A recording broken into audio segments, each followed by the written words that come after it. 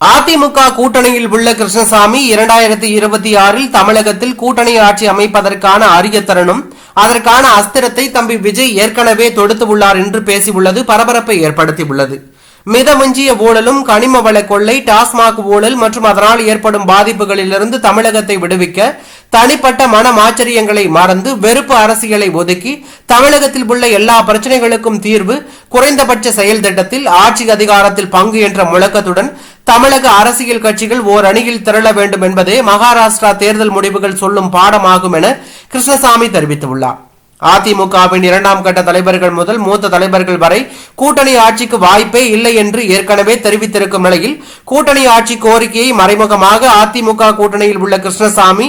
பேசியுள்ளது தற்போது அரசியல் வட்டாரத்தில் பெரும் பரபரப்பை ஏற்படுத்தியுள்ளது.